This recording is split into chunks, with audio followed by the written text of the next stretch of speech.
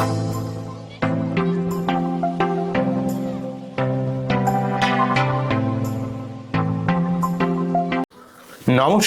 আমি সুকৃতি দান। আশা করি আপনারা সবাই ভালো আছেন। আপনারা সবাই দেখছেন অ্যাস্ট্রো সলিউশন। আজকে আমি আলোচনা করব যে সমস্ত বৃশ্চিক রাশি বা লগ্নের জীবনে কেন এত বাধা আসে, কিভাবে এই বাধা, এই সমস্যা, এই প্রতিবন্ধকতাকে জীবনে সার্বিকভাবে কাটিয়ে জীবনে এগিয়ে যেতে পারেন। কোন পথে আপনাদের চলা উচিত যাতে আলটিমেটলি আপনাদের জীবনের বাধা, প্রতিবন্ধকতা ব্যাপারগুলো অনেকটা সরে যায়। আমি সার্বিকভাবে অনেকটা অংশ, নট অনলি অ্যাস্ট্রোলজি, সার্বিক ব্যাপারটা আপনাদের কাছে তুলে ধরবো। এমন আলোচনা সচরাচর দীর্ঘদিন আপনারা শোনেননি। তো আশা করব আপনাদের ভালো লাগবে, তাই অনুষ্ঠানটিকে মন দিয়ে শুনুন এবং বোঝার চেষ্টা করুন। মূল আলোচনা আসার আগে আপনি জানিয়ে রাখি, অ্যাস্ট্রো সংক্রান্ত টিপস পেতে আমার এই অ্যাস্ট্রো সলিউশন চ্যানেলকে সাবস্ক্রাইব করুন, পাশে থাকা বেল আইকনে ক্লিক করুন। চলে আসি মূল আলোচনায়। প্রথমে দেখুন, বৃশ্চিক রাশি অষ্টম ঘর, অধিকর্তা গ্রহ মঙ্গল, এবং আপনাদের জীবনে যেহেতু এটি একটি জলতত্ত্বের রাশি, তাই একদিক থেকে জলতত্ত্ব কিন্তু অগ্নিতত্ত্বের গ্রহের রাশি, তাই একদিক থেকে রয়েছে আপনাদের অ্যাডজাস্টমেন্ট, জীবনে মানিয়ে নেওয়ার ক্ষমতা, ইমোশনাল ব্যাপার, ইমোশনালি অ্যাটাচ হওয়ার ক্ষমতা, জীবনের অষ্টম ভাব হওয়ার জন্য পরিবর্তনশীলতা, আপস্ট্রিম ডাউন সিচুয়েশন ক্রিয়েট করা, এই ভালো তো এই খারাপ, প্রতি মুহূর্তে লড়াই, প্রতি মুহূর্তে স্ট্রাগল, প্রতি মুহূর্তে প্রতিবন্ধকতা বৃশ্চিক রাশির জীবনে এক বিশেষভাবে একটা ডিস্টার্ব করে থাকে। অষ্টম ভাব মানি যখনই কোনো কিছু ঘর অষ্টম ঘরকে প্রভাবিত করবে, অষ্টম ঘর মানি সে পরিবর্তনশীলতার মধ্যে পড়ে যাবে। তার জীবনে অবশ্যই কিছু না কিছু পরিবর্তন, কিছু না কিছু ডিস্টারবেন্স তার জীবনে ডেফিনেটলি ভাবে থাকবে, কারণ অষ্টম ভাব নিয়ে জন্মাচ্ছেন। অষ্টম ভাব মৃত্যুর ভাব, অষ্টম ভাব পরিবর্তনশীলতার ভাব, অষ্টম ভাব রহস্যময়িতার ভাব, অষ্টম ভাব আধ্যাত্মিকতার ভাব। তো সমস্ত ব্যাপারটাই কিন্তু মিস্ট্রিসিটি ব্যাপারটাই কিন্তু বৃশ্চিকের মধ্যে লুকিয়ে রয়েছে। জীবনের প্রতি মুহূর্তে অনেক পরিবর্তন হয়, প্রতি মুহূর্তে আপস্ট্রিম ডাউন সিচুয়েশন ক্রিয়েট করে। আপনার জীবনে যে লেভেলের বাধা যায়, যে লেভেলের প্রতিবন্ধকতা যায়, যা কিন্তু অন্য মানুষকে আপনি বোঝাতে পারবেন না কি লেভেলের সমস্যা ক্রিয়েট করে। এবং মঙ্গলের রাশি হওয়ার জন্য আপনাদের প্রতি ক্ষেত্রে অত্যন্ত একটা রণংদেহী ভাব, অত্যন্ত পরিশ্রম করার প্রয়োজন পড়ে। আপনি যেখানেই একটু রিলাক্টেন্ট হবেন, যেখানেই একটু ইমোশনালি ভাবে বেশি অ্যাটাচ হয়ে যাবেন, সেখানেই আপনার জীবনে অত্যন্ত কষ্ট, অত্যন্ত দুঃখ, কেননা প্রতি মুহূর্তে কিন্তু আপনার ঈশ্বরের আনুকূল্যের প্রয়োজন রয়েছে অষ্টম ভাব হওয়ার জন্য। আবার যেহেতু এখানে চন্দ্র নিচস্থ হয়, তাই আপনাদের মন মানসিকতা মাঝে মাঝেই কিন্তু বিষণ্ণ থাকে, ডিস্টার্ব থাকে। অ্যাকচুয়ালি এখানে আপনারা মাকে খুব ভালোবাসেন, আবার মায়ের দিক থেকে আপনার ডিস্টার্ব হয়। মন মানসিকতার মধ্যেই মাঝে মাঝেই আপনার একটা আপস্ট্রিম ডাউন সিচুয়েশন ক্রিয়েট করে বৃশ্চিকের ক্ষেত্রে। তিনটে নক্ষত্র রয়েছে, বিশাখা, অনুরাধা, জ্যেষ্ঠা। বিশাখার মধ্যে আমরা সবসময় একটা বিশাখা অর্থাৎ শাখা বর্জিত, সবসময় একটু উপরের দিকে ওঠার ভাব, কারণ বৃহস্পতির পাওয়ার থাকার জন্য অত্যন্ত স্বাধীন চেতা হয়, ছোটখাটো ব্যাপার নিয়ে এত বেশি পাত্তা দেয় না। বিশাখার মধ্যে সে ভাবটা কিন্তু রয়েছে। বিশাখা নক্ষত্রের জীবনে একটু খরচ হয়ে যাওয়ার প্রবণতা রয়েছে, পেটের সমস্যার একটা ক্রিয়েট করে। বিশাখা নক্ষত্রের মানুষদের মধ্যে বন্ধু বান্ধব এর থেকে একটা ডিস্টার্ব আসারও ব্যাপার কিন্তু ক্রিয়েট করে। খুব একটা বন্ধু বান্ধব ব্যাপারটা খুব একটা শুট করে না, এবং তারা কিন্তু একটু খুবই বৃহৎ চিন্তা ভাবনার অধিকারী হন।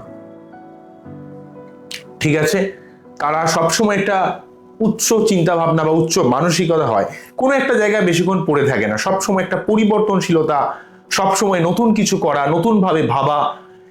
এবং এখানে মঙ্গলের এনার্জিটা যেহেতু বৃহস্পতির মধ্য দিয়ে রূপ পাচ্ছে, এরাই অ্যাকচুয়ালি অনেক শান্ত হয়, কিন্তু অত্যন্ত মান সম্মান বোধ, আদর্শবাদিতা, আধ্যাত্মিকতা এরা বিশাখা নক্ষত্রের মধ্যে রয়েছে।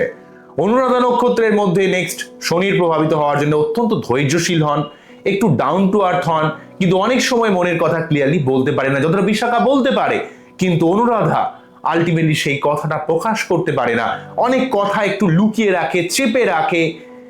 অ্যাকচুয়ালি বৃশ্চিকের যে লুকিয়ে রাখা বা কোনো কিছুকে যে চাপা দিয়ে রাখার যে ব্যাপারটা, সেই জায়গাটা গোপন করার যে বিষয়টা, সেটা কিন্তু আমরা অনুরাধার মধ্যে দেখতে পাবো। বরং বিশাখা অনেকটা ট্রান্সপারেন্ট হয়, বিশাখা খুব স্ট্রেট কাট কথা বলে, যা হবে দেখা যাবে।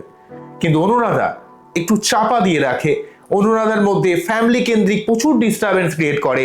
অনুরাধার মধ্যে মানুষকে বিশ্বাস করতে গিয়ে অনেকবার ঠকতে হয়, ফ্যামিলির মানুষের থেকে অনেক সময় প্রতারিত হতে হয়। অন্য দিক থেকে রয়েছে জ্যেষ্ঠা নক্ষত্র। আচ্ছা, অনুরাধা নক্ষত্রের ক্ষেত্রে আরেকটা কথা বলবো, অনুরাধা নক্ষত্রের ক্ষেত্রে সব সময় প্রথমের দিকে যতটা না আধ্যাত্মিক হবে, যত বয়স বাড়বে তাদের মধ্যে একটা আধ্যাত্মিকতা, একটা ডাউন টু আর্থ ভাব, মানুষের প্রতি সার্বিক ভালোবাসা ব্যাপারটা ধীরে ধীরে কিন্তু তাদের কমতে থাকবে। তারা আরো বেশি আধ্যাত্মিক হবে, আরো বেশি গভীর হবে, তাদের চিন্তা ভাবনাটা কিন্তু আরো ডিপ হবে।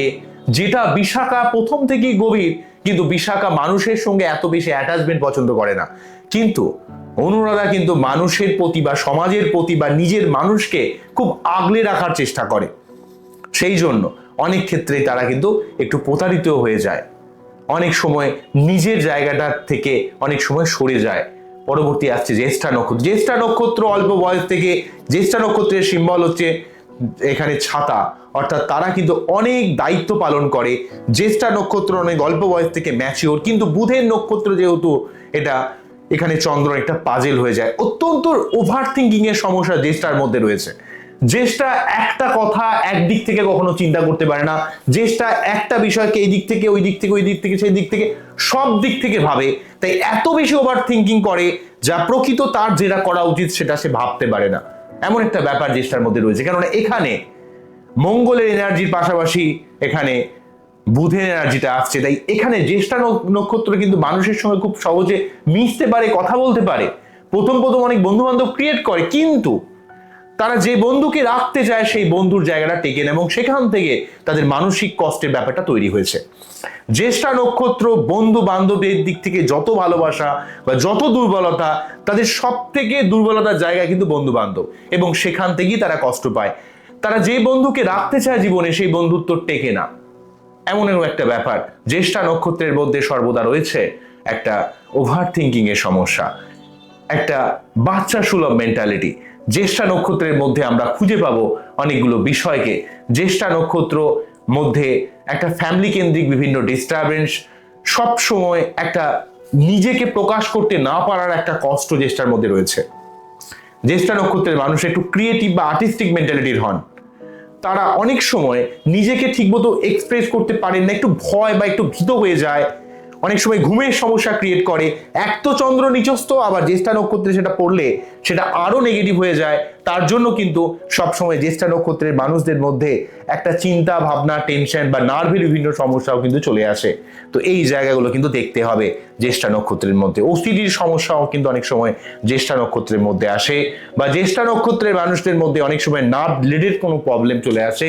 তো এই জায়গাগুলো কিন্তু অবশ্যই দেখতে হবে। তো জ্যেষ্ঠা নক্ষত্রকে বেশি না ভেবে যে কাজটা করছেন তার মধ্যে সম্পূর্ণ ডুবে যাবেন এবং সেটা করবেন, সেখান থেকে বেরিয়ে আসবেন, চেষ্টা করবেন এত এইটা করতে। জ্যেষ্ঠা নক্ষত্রের মাইন্ড কখনো শান্তভাবে, ধীরভাবে, একমুখী ভাবনা আসে না, সর্বমুখী ভাবনা চিন্তা হয় জ্যেষ্ঠা নক্ষত্রের মধ্যে। তো যাই হোক, বৃশ্চিক রাশির এই তিনটে নক্ষত্র রয়েছে, এই তিনটে নক্ষত্র ভেদে তাদের কিছুটা স্বভাবের তারতম্য ঘটে, কিন্তু জ্যেষ্ঠা নক্ষত্রের মধ্যে একটা কথা বলার একটা সুন্দর প্রবণতা রয়েছে, খুব সুন্দরভাবে গুছিয়ে বলতে পারে, বোঝাতে পারে, একটু ঘোরাঘুরি করতে ভালোবাসে, এক জায়গায় স্থির হয়ে থাকতে পারে না। জ্যেষ্ঠা নক্ষত্রের মধ্যে একটু ঘুরতে যাওয়ার প্রবণতা, এই পাহাড়ে যাব, ঘুরতে যাব, লাদাখে যাব, মানুষকে দান ধ্যান করা, মানুষের প্রতি দয়া মায়া ভাবটাও কিন্তু জ্যেষ্ঠা নক্ষত্রের মধ্যে একটু বেশি রয়েছে। তো যাই হোক, বৃশ্চিকের মধ্যে জীবনে অনেক আপস্ট্রিম ডাউন সিচুয়েশন ক্রিয়েট করে। বৃশ্চিক রাশির জীবনে কিন্তু কোনো কাজ কখনো সহজে হয় না। কোনো কাজ যদি মনে করেন সহজে হবে তাহলে খুব ভুল করছেন, বৃশ্চিক যেহেতু আপনার। তাই আপনাদের বৃশ্চিককে মনে রাখতে হবে, কোনো কাজ করার আগে আপনি যে কাজটা করতে চাইছেন তার মধ্যে সম্পূর্ণ ডুবতে হবে, সম্পূর্ণভাবে প্ল্যানিং করতে হবে, সব কিছুকে সরিয়ে দিয়ে সেই কাজটা নিয়ে। স্বামী বিবেকানন্দ বলছেন, আপনি যেটা করবেন সেই ওয়ান আইডিয়া, একটা আইডিয়াকে আপনি নিন আগে, সেই আইডিয়ার মধ্যে থাকতে হবে, সেই সংক্রান্ত ইনফরমেশন গ্যাদার করতে হবে, সেই ব্যাপারে আপনাকে মোটিভেশন ধরে রাখতে হবে। সেই কাজটা যতক্ষণ পর্যন্ত কমপ্লিট হচ্ছে, যেটা জীবনে আপনার বৃহৎ কাজ, সেই কাজ নিয়ে সারাক্ষণ ভাবতে হবে, কনসাসলি এবং সাবকনসাসলি কারণ বৃশ্চিকের জীবনে কোনো কিছু করতে গেলে তার মধ্যে সম্পূর্ণ ডিপলি ঢুকতে হয়, কারণ বৃশ্চিক রাশিটাই এমন, সে কিন্তু কোনো কিছু হালকাভাবে করতে পারে না। তার মধ্যে একটা ইমোশনাল অ্যাটাচমেন্ট না হলে সেই কাজটা তার জীবন থেকে ঠিকমতো স্যাটিসফাই হয় না, এমন একটা ব্যাপার রয়েছে। কিন্তু চন্দ্র নিচস্থ থাকার জন্য তাকে এত মানসিক পরিতৃপ্ততার অভাব তৈরি করে, এত মানসিকভাবে কষ্ট পেতে হয়, অনেক মানুষের জন্য অনেক কিছু করলেও সেখান থেকে এত দুঃখ কষ্টের মধ্যে তাদেরকে যেতে হয়, যেটা কিন্তু বৃশ্চিককে অনেক ক্ষেত্রে কিন্তু প্রথম দিক থেকে যতটা সে মনোসংযোগ রাখতে পারে, পরবর্তীকালে তাদের একটা মন মানসিকতার মধ্যে অত্যন্ত একটা চাপা, ডিপ্রেশন, অস্থিরতা, হটকারিতা বা মানে একটা ডিস্যাটিসফ্যাকশন ভাবের জন্য তারা অনেক সময় কোনো একটা পার্টিকুলার কাজে বেশিক্ষণ মনোনিবেশ করতে পারে না। কিন্তু মনে রাখতে হবে, বৃশ্চিকের জীবনে কোনো কিছু করতে গেলে তার জীবনে অবশ্যই বাধা আসবে, অবশ্যই স্ট্রাগল আসবে, অবশ্যই প্রতিবন্ধকতা আসবে। তাকে সবসময় ডিসিপ্লিন, ফোকাস অ্যান্ড কনসিস্টেন্সি, যেটা করবেন, যে কাজ করবেন তার মধ্যে অবশ্যই ডিসিপ্লিন বজায় রাখুন, সেই কাজটা নিয়ে ভাবুন, ফোকাস রাখুন এবং কনসিস্টেন্সি বজায় রাখুন। কারণ ডিসিপ্লিন, কনসিস্টেন্সি এবং ফোকাস এই তিনটে না থাকলে বৃশ্চিকের ওই পার্টিকুলার এই আইডিয়া নিয়ে কোনো কাজ কিন্তু সহজে হতে চায় না। অষ্টম ভাব হওয়ার জন্য আপনার জীবনে পরিবর্তন রয়েছে, আবার অষ্টম ভাব হওয়ার জন্য আপনার ভগবান শিবের আশীর্বাদ রয়েছে। আধ্যাত্মিকভাবে আপনার অত্যন্ত স্ট্রং, অ্যাস্ট্রোলজিকে অনেক বোঝেন, অনেক কিছু ফিল করতে পারেন, তবুও যেন কোথাও আবেগে এতটাই আবেগতাড়িত হয়ে যান যে প্রকৃত সত্যকে আমরা দেখেও দেখেন না, চেনেও চেনেন না। সো এই জায়গাগুলো আপনাকে সরাতে হবে, একটু লজিকের সাথে ভাবতে হবে। জীবনের কোনো সিদ্ধান্ত নেওয়ার আগে, কঠিন কিছু করার আগে আপনাকে লজিকের সাথে আপনাকে কিন্তু তার তুলনা করতে হবে। যখন লজিক্যাল ভাবে আপনি ভাববেন, প্রকৃত আপনার যা ক্ষমতা ঈশ্বর দিয়েছে সেই ক্ষমতাকে যখন সম্পূর্ণ ইউটিলাইজ করবেন, আপনার জীবনে ডেফিনেটলি ভাবে উন্নতি সম্ভব। কেননা আপনি জানেন, আপনি গভীরভাবে ভাবতে পারেন, আপনি গভীরভাবে পরিকল্পনা করতে পারেন, কিন্তু আবেগের তাড়নায়, ঘটনার তাড়নায় আপনি মাঝে মাঝে বয়ে যান। কিন্তু আপনাকে যেমন শান্ত হতে হবে, তেমন আধ্যাত্মিক হতে হবে, ধীর স্থির হতে হবে। এই আধ্যাত্মিক মানে এই অন্ধ আধ্যাত্মিকতা নয়। এই আধ্যাত্মিকতা মানে এমন নয় যে এটা তুমি করো তাহলেই তোমার সব শান্তি হয়ে যাবে। আধ্যাত্মিকতা মানে ঈশ্বরের সাধনা অবশ্যই, কিন্তু প্রকৃতভাবে নিজের মাইন্ডকে শান্ত রাখা, ধীর রাখা, সঠিকভাবে নিজেকে খুঁজে পাওয়া, সেই প্রকৃত স্পিরিচুয়ালিটির দিক থেকে আপনাকে ভাবতে হবে। কারণ অষ্টম ভাব হওয়ার জন্য ঈশ্বর আপনার ডাকে সাড়া দেয়, কারণ আপনি জীবনে অনেক কষ্ট করেছেন, কিন্তু আপনাকে একটু কঠিন হতে হবে, কঠোর হতে হবে, লেগে থাকতে হবে এবং যে কাজটা করবেন তার মধ্যে সম্পূর্ণ ডুবে যেতে হবে, তবেই কিন্তু আপনার জীবনে সার্বিক উন্নতি সম্ভব। বৃশ্চিক রাশির যখন সাড়ে সাতি বা ঢাইয়া চলে তখন তার জীবনে অনেক সমস্যা যায়। আবার বৃশ্চিক রাশির যখন বাচ্চাটে লগ্ন সপ্তম দিয়ে রাহুকেতু পাশ করে বা চতুর্থ দশম দিয়ে যখন রাহুকেতু পাশ করে, তখনও তার জীবনে অনেক আনস্টেবিলিটি তৈরি করে। তাই আপনি যদি রাহুর মন্ত্র পাঠ করেন তাহলেও কিন্তু অনেকটা নিজেরা ভালো থাকতে পারবেন। বৃশ্চিক রাশির উচিত হচ্ছে, যেহেতু তাদের ক্ষেত্রে মঙ্গল, রবি, চন্দ্র, বৃহস্পতি এই সমস্ত প্ল্যানেটগুলো ভালো হয় বা এই সমস্ত প্ল্যানেটগুলো শুভ প্ল্যানেট, তাই এই চারটে প্ল্যানেটের মধ্যে কোন প্ল্যানেটগুলো নেগেটিভ রয়েছে তার সঠিকভাবে রেকটিফিকেশন করার প্রয়োজন পড়ে। জেনারেলি ভাবে বৃশ্চিক রাশির ক্ষেত্রে মুক্ত বা প্রবাল অত্যন্ত দরকার পড়ে, কারণ মুক্ত প্রবাল যদি পড়েন আপনারা মন মানসিকতা ভালো থাকবে, আপনার মানসিকতার মধ্যে একটা দৃঢ়তা বা কনফিডেন্স আসবে, পরিশ্রম করার একটা মানসিকতা পাবেন। তবে জেনারেলি ভাবে বৃহস্পতিদেব আপনাদের বার্থডে ভালো থাকে। অনেক সময় দেখতে পাওয়া যায় রবিও কিন্তু ডিস্টার্ব থাকে, মেনলি ভাবে চন্দ্র, মঙ্গল অথবা রবি ডিস্টার্ব আমি দেখেছি। চন্দ্র ডিস্টার্ব থাকলে মন মানসিকতার মধ্যে একটা ডিস্টার্ব থাকবে, ডিস্যাটিসফ্যাকশন থাকবে। মঙ্গল ডিস্টার্ব থাকলে আপনার শারীরিক দিক থেকে অনেক দুর্বল করে দেবে, মেয়েদের গাইনোকল প্রবলেম তৈরি করবে, বিবাহিত জীবনে সমস্যা করবে। আবার এখানে রবিদেব ডিস্টার্ব থাকলে অনেক সময় মান সম্মানের দিক থেকে বা চাকরি বাকরির দিক থেকে প্রচুর সমস্যা ক্রিয়েট করে। তাই অ্যাস্ট্রোলজিক্যাল ভাবে সঠিক অ্যাস্ট্রোলজির গাইডলাইন নিতে হবে। তবে জেনারেলি ভাবে আপনাদের উচিত হচ্ছে প্রতি সোমবার শিবলিঙ্গে অভিষেক করা এবং সেই সঙ্গে প্রতি মঙ্গলবার 3 বার করে হনুমান চল্লিশা পাঠ করা এবং প্রতিদিন সূর্য প্রণাম করা। সূর্য প্রণাম, শিবলিঙ্গে অভিষেক, মঙ্গলবার 3 বার করে হনুমান চল্লিশা পাঠ, এটা যদি আপনি বৃশ্চিক হন অবশ্যই মেনে চলবেন।